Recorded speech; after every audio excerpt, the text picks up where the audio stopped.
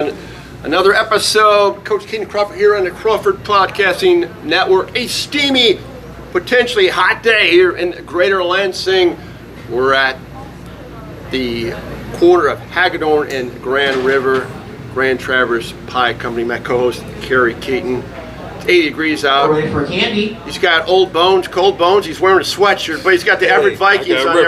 I got to represent EV today. He's going EV because we're dude in the middle, man. This is a giver back to Lansing extraordinaire. Wouldn't you say, Kerry? Absolutely. He's 100%. Desmond Ferguson. Moneyball, the only way to ball. Only way to ball. And got exciting stuff coming out. And Kerry reached out to Des. Got to bring our guy out here. One thing, I'm going to embarrass the guy. Right, I'll talk right past him. I don't think there's anybody. This is epitomized to give back to Greater Lansing, one more athlete than Des, and I'll tell you why. Started a basketball clinic at Everett High School, his alma mater, for free, right? How many years ago was that, Des? It started in 04. 04, okay. And everybody's thinking, he's gonna start charging people. No, give her back to the community. It's free. How often do you see that, Kerry? You don't. You don't. You just don't. You don't. Trust me, for being at EV for all the years, and working with Des, Coach, we gotta get these coolers. We gotta get the stuff ready for the kids. We got the camp coming up here Monday, Tuesday, Wednesday. Hey man, whatever you need, it's in there. Pizza, people. These two guys, I once hired a speaker named Rick Pitino, former coach at Kentucky Wildcats at the time, as a motivational speaker. He took me out to dinners. He says, Tom, the thing you got to do in life, and all people need to do in life, is make your vocation a vacation. You got to love what you do. And so a few years later, I got into sports talk radio because he challenged me, and I did that with our good friend Jack Ebling. You two epitomize making your vocation a vacation. I mean, basketball has been your life. Everett High School, University of Troy, you played in the NBA, overseas, I believe. Yep. A little bit everywhere. So, basketball, was that something you just set out to do, Des, and I'm going to make this happen? Or did you challenge yourself, like, what am I doing? Maybe I better get a conventional job. Yeah, no, take it back to the beginning, Coach, this is my coach, JV football, so. No. Yeah. So, Dad, you play football? Yeah, that was my first love. With Randy Moss before Randy Moss, let me tell you. Gotcha there, multi-dimensional athlete. I thought I was going to be a receiver, but then I grew a little bit, got a little slower. So then basketball was for me. But no, football was the original first love, Okay. We always came up playing multiple sports, soccer, football, running track, Capital City, Coach Lonnie Marshall, and Warriors, Little League basketball, and Coach Charlie Johnson and Coach Miller, Breakers, and got up to Everett and football, but basketball ended up being my ticket. So we weren't that good at that time. With was it Janik? We struggled a little bit. I think everybody. Plus Charles Thomas, all those guys had left, Carl and Charlie. Yeah, they was late '80s. They was before me. I was 95. So Okay. So we got a lot of history, but basketball was it for me, and just used it as a tool over time. Yeah. Right, over time. Yeah. So what kind of an athlete was Dennis? Oh, a phenomenal athlete because he won't tell the story. I'll tell it for him. You tell the story. If you gotta tell people how good you were, maybe you weren't that good. But if other people will tell it for you. So when he was 10th grade, that's credibility. Absolutely. So 10th grade, we were not bad JV football team. That's what I was doing my student teaching with Coach Boss at EV, and we had a nice team.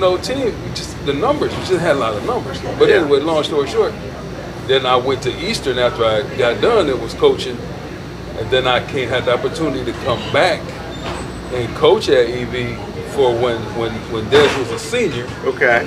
And to coach those kids that I had started with, and Des like, hey, Coach, I'm thinking about coming. But now this is after he's already went on the camp tours and all that. Got the big offers, going to Missouri. I'm like, I think you might just need to go ahead and stick with that basketball because it's not going to be me.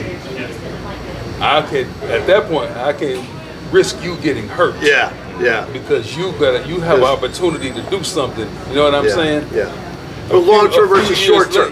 Short term is football. A few years later, I probably would have said, "Yeah, man, come on, we need to get these reps." But now he was going to come play his senior year for us, and trust me, we could have used him, but basketball was his ticket. Okay, so Did you start in Missouri or? Yeah, originally I went to Missouri for my freshman year. Okay. And then things didn't work out and transferred University of Detroit Mercy. Okay. Yeah. And then after UD Mercy, what happened? Yeah, my first year I was over in Holland, over the Netherlands, man. We had the Michigan connection. Thomas Kelly out of Grand Rapids, Michigan State, he was my teammate, and Sam Vincent was our coach. Yeah, so that boy, was, it is a small world. Yeah, first year 2001. So yeah, overall 11 years professionally, mostly overseas minor leagues. You know, a short stint with the Portland Trailblazers in 04, but yeah, had a chance to play in 11 different countries. And you know, CBA at the time, you know, CBA was the G League before the G League, so yeah, I still hold the record for the most threes in the game, 13 threes in the 3 in the CBA. So that can't be broken because the league don't exist no more. That's good. That's good. Yeah, a lot of pros, you know, a lot of pros came from here. A lot of great coaches, and Phil Jacksons, and you know George Carls and all them, and many other. You know, I try to follow the route of Carl and Charles because they were similar to the path that I had. You know, as far as overseas minor league, they played in the NBA a little bit. You know, being from Everett High School, going to Eastern Michigan, going to what I think the Elite Eight at the time, having success. You know, and guys like that, Brent Scott. So they were kind of, you know, showed me how the way to get there, and I try to emulate that path. Well, my podcast partner, good friend Richard Ralford, played in Michigan, played overseas for like 15 years. Right. Says I would have never seen the world.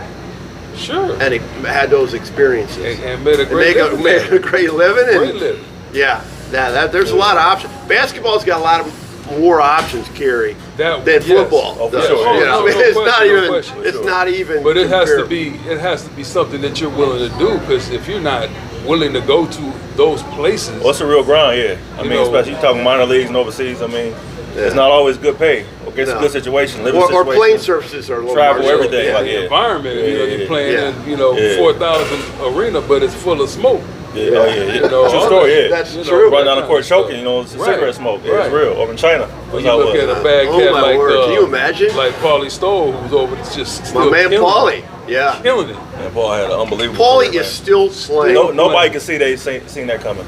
We gotta get Paul when he gets back. We gotta bring Paulie on the. Yeah. We're gonna bring Paulie on the podcast, Kerry. When Paulie comes back this summer, we're gonna bring him on. Yeah, because he's another example like that. Okay, so you're done with dribbling the ball and shooting threes. I mean, how did you morph that into staying in the game, as I call it, with the sportswear, and now with the shoe that we're going to talk about in a second? Yeah, good question. So my first year overseas, I started thinking about, now I finally got paid. I was getting $5,000 a month. I thought I was a millionaire. You know, I wasn't, you know, doing something you love all your life and just playing and not finding money. So, but I started thinking about what I wanted to do with my money at that particular time, because playing at University of Detroit, we played with the Jalen Rose, Chris Webbers, Rashawn Leonard, Howard Lisey, all those guys, and not those guys, but those other pros that, you know, made money, but they didn't have anything to show for it.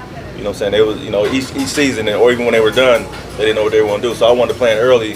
You know, early on, I was a local barber, so I used to cut hair, and that's how I remember that. Yeah, that's kind of how I started my entrepreneurial spirit. So just thinking about what I want to do that first year overseas, and I knew once I got done playing, thinking about this early, that I still want to be involved with sports, some shape, form, or fashion. So the idea of doing basketball uniforms came to mind, but not knowing how I was going to do it. So this is 2000, 2001, and then next year I played in the Philippines, and while I was over there, who did I meet? Some manufacturers that can do basketball uniforms. So here I was just thinking about something, not knowing how it could happen, and then a year later I was in a country that... When you say you met them, take us through that. Did you reach out to them, No, well, Philippines, you go over there, I mean, Philippines is a great country to play, you know. I mean, their league over there is like their NBA, but they're coming to you, they're knocking at your door. Okay. They're, you know, they're making, you know, so suits they make the and engagement shoes, with you. Yeah, all kind of stuff. Yeah, most players that come over there at that particular time, they was making that, you know, and then I had some older guys there that had been doing some clothing stuff, so I was kind of in their ear and asking them questions. So that's kind of how it started, but yeah, I mean, because I knew how, we started off with basketball because I know how basketball uniform fit, feel, you know, the whole nine, and that's where my relationships were. So while I was playing the game, so we started, you know, 2002. So, you know, being at the University of Detroit, first high school we did was Detroit Finney High School, then Redford and Persian, but that was just from relationships that I had at University of Detroit Mercy, and then obviously here in Lansing, all over the state, and eventually over the country. But yeah, that's kind of just how I started, just knowing I wanted to be involved with sports. And I was only going to be able to play the game for so long, but then I wanted to be able to transition to business. I was able to do that. You know, good at business enough in 2011, I was able to retire from hooping and go straight to the business. Yeah, well, Kerry, same thing with you, okay? You're done with football, Michigan State, you get your degree, you want to teach, to stay in the game, right? I mean, to coach and phys ed, so you're dealing with sports. I mean, so you follow the same path that Des. Yeah, I mean, I wanted to be able to coach. So how can I coach? Well, because you're not making any money coaching. No. We all know that. So It's a labor of love, baby. How can I monetize what I really like to do? Well, that's I could be a teacher. I could teach phys ed. Yeah. I could teach kids how to play sports. Sure. I could do that. 32 years later, Yeah. 31 years later, you know, I got a pension, and I'm, you know, and I got out of the game for a minute. I was working at Michigan State, but the need to be around the young people and just that try to help them get better has got me back in the sub in that eastern section and Waverly and working with the young people. And like you said, still coaching at East Lansing for football, but it's just being in that environment. That's really all I know. Yeah. And so I need that environment to make me feel, you know, alive. You know, it makes me feel you have good. purpose, just like Des got purpose. I mean, this thing in 2000. What prompted you to think about having this clinic? Was there a need in Lansing, or? Yeah. I mean, and your old gymnasium. It's not like that. There's a lot of room to deal with a lot of kids. I mean, how do you manage that? And how's that going today? For me, it just take it back to my childhood. Like, I grew up going to Dr. Tucker's basketball camp, and although that was a paid camp, he allowed a lot of kids from the city of Lansing free. And what was great about that, for those that didn't get out of Lansing maybe at the time, it was kids from Gary, Indiana coming down, and Kalamazoo and Detroit. So we got a chance to meet a lot of kids. I mean, I got a picture. Dale Beer ended up being my assistant coach at Everett, I got a picture with him and Oscar Robinson and a picture of Dr. Tucker. So to be able to have, the big O, baby. To have the Andre Risons, the Steve Smith, the Sean Kemps, all that stuff come through. So it allowed me to dream outside of Lansing. Like, okay, maybe I can be an NBA player one day. So I want to kind of, when I had the opportunity to give back, because I feel anytime you have any level of success, you should get back from what you come from.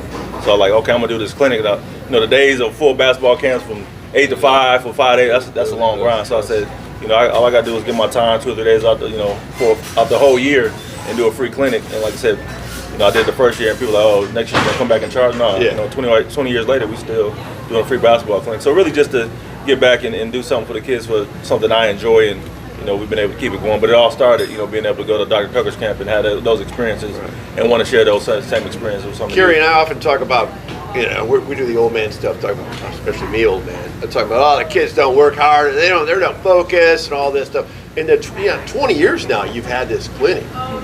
How are the kids different now than they were just 20 years ago? I mean, we got them young. It's not a whole lot different. You know what I'm saying? I think that's good to hear. The difference as they get older is unfortunately, the parenting. Parents are involved. The parents are different, but I mean, at that youthful young age, they still so innocent, so to speak, and very young. You're able to kind of, and they just want to have fun and be out there, and it's not that serious. It's just teaching some life skills, allow them to play the game of basketball, as well as healthy eating habits and such. But they're good at the age. I mean, we deal with. We do it 2 days, so we do an 8 through 10-year-old and then 11 through 14.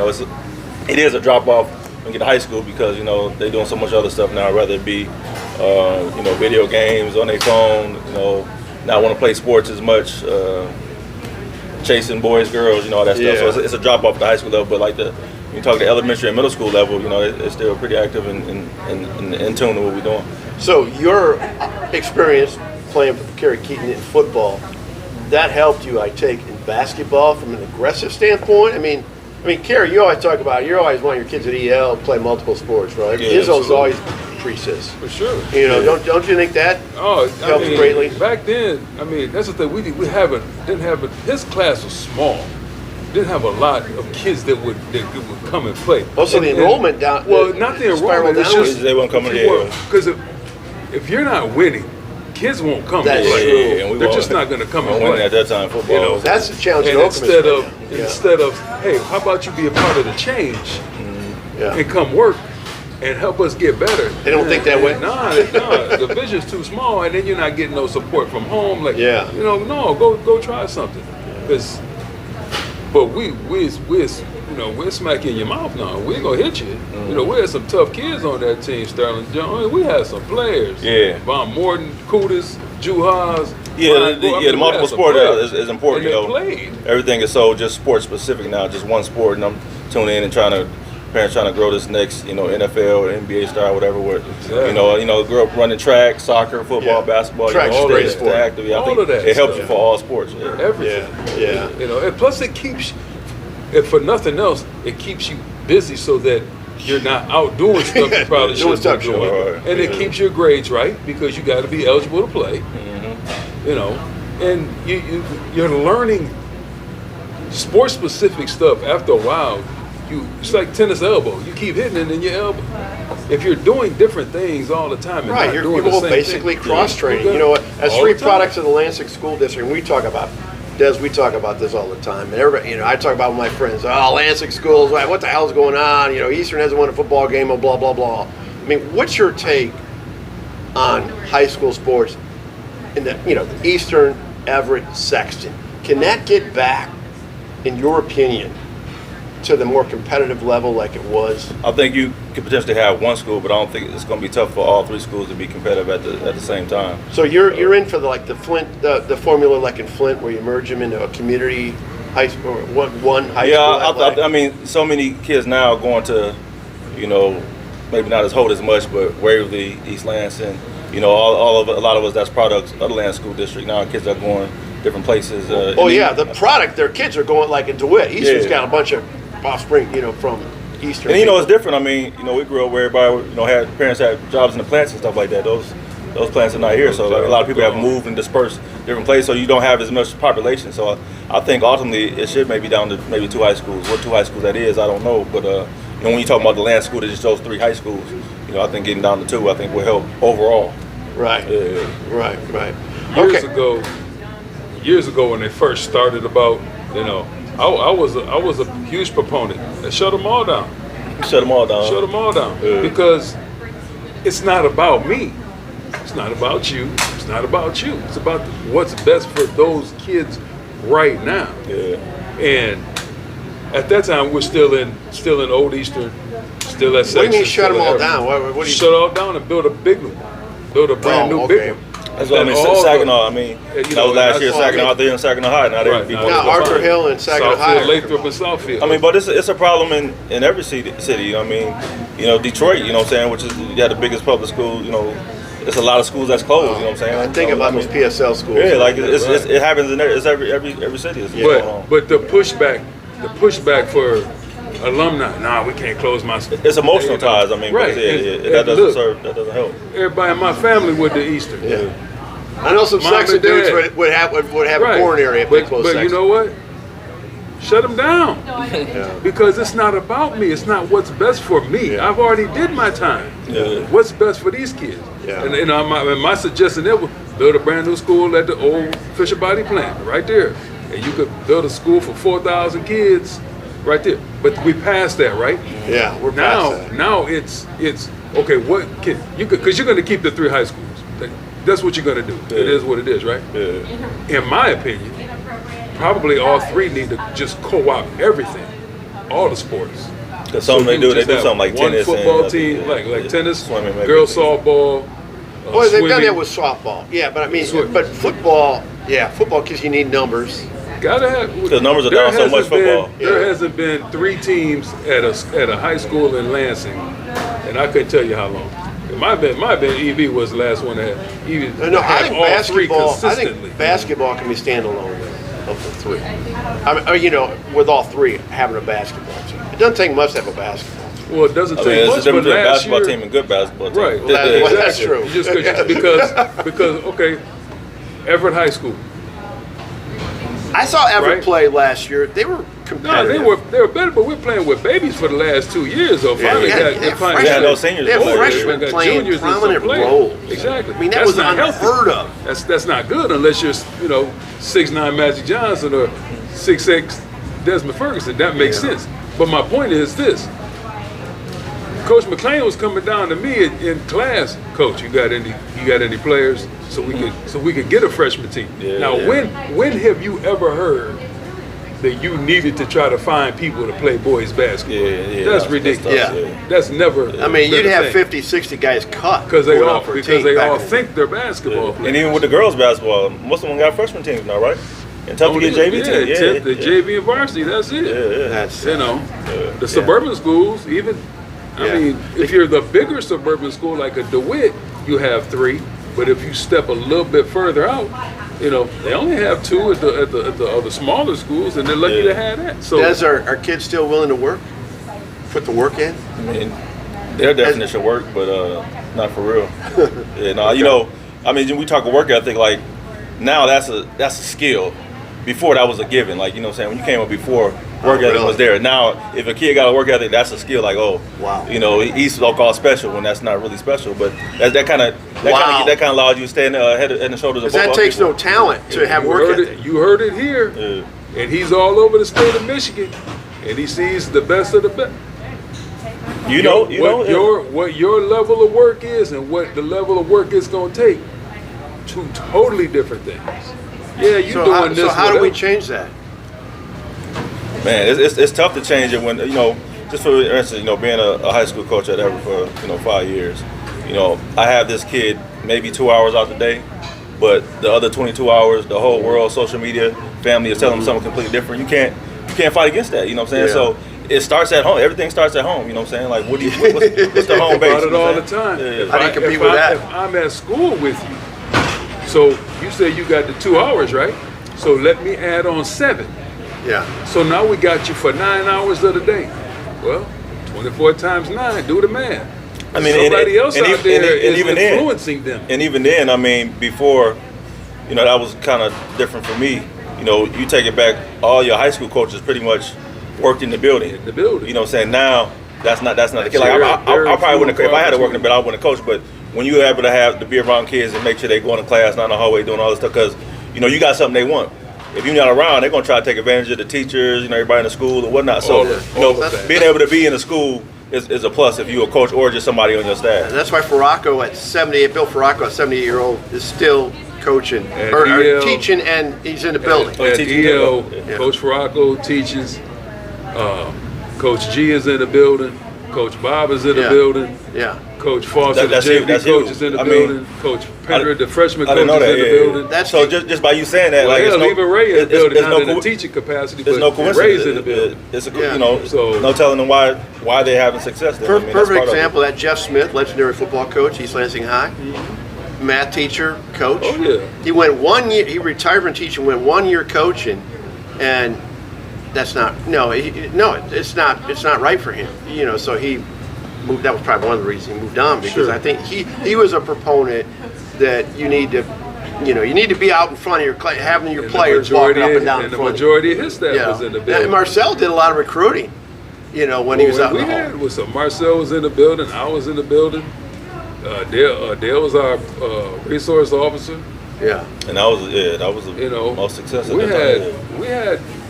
had that presence in the building. Yeah. You have to. But that's somewhat impossible now because people aren't going into teaching. Yeah. That's their lives the problem. You lie about that. Yeah. Okay, before we end up, we got to talk about this rollout, Moneyball. You had the shoe. That's a great promotion. And so how do you go from sportswear? How do you know a shoe? I mean, how do you know how to do that stuff? And describe the shoe? Well, when you've never done it, you don't know how to do it. You know what I'm saying? You go through the process. But for us, the goal has always been to make a shoe because I want to be able to compete with the big boys. In order to do that, you have to have a shoe. But I've studied companies as well that a shoe can make or break you. So we started this process. We tried this process right about 5 or 6 years ago, but quite frankly, the shoe was whack. You know what I'm saying? And couldn't come out with nothing that ain't on point like you want to. So we regrouped. Really got with a great designer out of Oregon. As you know, a lot of great shoe designers are Adidas, Nike out in Oregon. So someone that actually has helped a shoe come to life before, as opposed to just drawing a sketch. Anybody can draw a sketch or whatnot, but for me, it was important that I aligned myself with somebody that had that experience that I didn't have in the shoe game. Because it's it's complex to do a shoe, and I need someone to teach me and help me along the way. So it's just something that we always want to do. We obviously have a lot of teams that we do uniforms built in, but we start off with a lifestyle shoe because a performance-based shoe was so much more difficult I would think so. Yeah. A lot of more research and development, a lot more money. You know what I'm saying? So when you say lifestyle shoe, this is like something you just walk around a knockaround shoe. Yeah. Okay, so you wouldn't use it for any specific athletic. Yeah, you're not. For instance, a basketball shoe, it can look good, but if it isn't good on the ankle, on your feet, mess up your knees, that could be the end of that. Or so performance based is a lot more difficult. But it ties into the Moneyball wear. Yeah. It's a process. I mean, we started off doing flip flops for years, and years ago now we're doing shoes, and we'll progress and do performance shoes eventually. But yeah, something I always wanted to do, and we took a stab at it. We've been working on it for about a year and a half, 2 years, and finally made it happen. So we had our release this past weekend at both stores, and now we're dropping it online starting Monday tomorrow. Yeah. Well, we'll have some links on the Facebook post here for Coach Keaton and Crawford on this great podcast with Desmond Ferguson, and let people know how to get that. So do you have a shoe that can fit this guy's big? We don't know. So I'm gonna give you a little history on the shoe. Break it down for you. So why this shoe? Why this colorway and everything? Like, one thing we wanted to do. You got a little Everett Viking. I'm gonna give you the whole story. So when you drop a shoe, you don't want to just drop a shoe for the sake of drop. You want to tell a story. Okay. So one thing. So the business started in 2002, but I actually got the nickname Moneyball back in '95, playing with Team Michigan. Kevin Garnett, Robert Tractor Trailer, and so forth. So we want to take it back to the beginning. Not everybody know that, and really tell a story. So 1995 is when I got that name when I graduated high school. So it's a mix between my high school colors, Everett, red, white, baby blue, and then University of Detroit, royal, red and white. Nice. And even on the coordinates, that's Lansing. We got the coordinates on there, longitude, latitude. That's Lansing. That's how you do it. That's localized branding, baby. Yeah. So just taking it back, and that's why this colorway. We'll be dropping some other colorways as well, but it was important that we start off, focusing right here in Lansing and dropping it here, and bringing it to the world. So we're really happy the way it came out. Good shoe. The Genesis 95. So the strap. Hold on a second. So that strap on the back. Yep. So that aesthetics. Yeah. So like a shoehorn. Yeah. So we drew inspiration from the Huarache. That's a classic shoe. With the strap, and but wanted something that was classic, and that can stand the test of time, because that's kind of what I like. So all right, that's kind of. So you kind of answered my question. So Waverly boys basketball wears your gear, correct? Yeah. Well, so not no more they used to. Not no more they used to. Oh, okay. Yeah. So who's a basketball? Everett Sexton. Yeah. Okay. So we'll go EV then. But we already got the EV. So somebody other than Everett or Sexton, like with the colors. Yeah. So like, is it possible when you put your package together with the gear and all that, we can get, say if it's Sexton, a red, white, and black? Yeah. The goal is to drop another colorway or two eventually. But yes, it wouldn't be as. This is kind of our bold, loud color, so to speak. You know what I'm saying? We'll come walk before you run here. Yeah. We'll come out with another color that's more, versatile for all people, all schools, programs. Because like I can see, like, does the Williams still wear Moneyball? They did when Tom was there. Yeah. So like, but cause see, it's a lifestyle shoe, right? It's not, we're not playing in it. But when you put you got my head work. So cause you know me. Yeah. We put the package together when you walk into the game. Yeah, You got your jumpsuit, your travel suit on. Look at you, Des. You got a consultant here. You got your matching Genesis. Hey, man, look. Because if you look good, you feel good. If you feel good, you play good. Now, I can't go this far like Dion. If you play good, you get paid good. I'm not on that level yet. But there's truth to that. And that's why when we were at Everett, we worked our butt off, like I've always talked. Because I want my kids to have better than what I had when I was at Eastern. And that's why we had 6 uniforms at EV. Because I want you to look and feel the best you can when you were. Now, it wasn't that costs money though to do. Absolutely. But that's what we was doing. We was grinding for them. Yeah. Whatever it takes. And they still got some of the jerseys from we were talking about that. I would get fired up. They'll let my stuff go to They let somebody anyway, but they Coach Jaleel trying to get it back. They got some new stuff coming this year. Because that makes you feel when you got all your stuff right. And I mean, you feel good. That's a recruit tool now. Kids want to go and get all the gear and wear all the colors. Because we played Waverly last year, they came out all gold and all the guys. Oh, that make. Hey man, that looks sweet to me. I ain't mad at it. Go ahead. You're gonna get this L, but that's fine. Yeah. You look sweet. And they played great against us that game. Yeah. They played really well. Those That's kids feeling did. good. So there's some substance to that. Okay. Absolutely. So I'm looking for, like I said, he didn't make size 15 for these big old We're feet. going to get next go round. Gunboats, man. Yeah, I know. It is what it Lord. is. But no, I'm excited for him, man, because when you put a shoe down, you doing, clothing is one thing. Everybody could go to a place and get some stuff printed up. Exactly. Yep. Yeah, that This is helps. time, research, and money. That takes it to another level. that's That kind a of big separates deal. us from the pack. Yeah. That's a big deal. Okay, Des. We were at your grand opening over on West Saigon, which I think is terrific. I mean, you're located right in the community, Right that there, retail yeah. environment. So, where's that located? And you're also in Southfield and in Marine Mall still. Correct? Yep, our Moneyball HQ 927 West Saginaw. So we right there off MLK Saginaw, right in the heart of not too far from downtown LCC. Yeah, that's in the heart of Lansing, baby. Yeah, Right there. Yeah. Yeah, it was real strategic. That's the second poorest zip code in the city of Lansing, and we got a lot of things that we about to do, some free breakfasts for the neighborhood and stuff like that. So we want to make a real impact and change right What there. did you just say? What's that? Free Yeah, breakfast? June 1st we have a free breakfast for kids and Come on, families man. and That's stuff. what he's all about. Yeah. He's all about giving back. Come on. So yeah, we got that. We got the Southfield store. We got our Meridian Mall store that will be there to the end of this year. So we've got 2 locations here in Lansing, one in Southfield, and obviously MoneyballSportswear.com. And Yeah, big online presence for this guy, which is the way to go. Yep. Yeah. And Moneyball, the only way to go. Moneyball, the way to ball, baby. Only way to ball. Yes, sir. All right. Well, Des Ferguson, really appreciate you coming out here for Coach Keaton and I, and best of luck to you. Anything we can do for you, we will do that for you. Appreciate it. Lansing-bred, and so until next time, again, 9 o'clock Sunday at Grand Traverse Pie Company, corner Hagedorn and Grand River, just north of Michigan State University. Make it a great day. Moneyball, the only way to ball. There you Yes, go. sir. Yes, sir.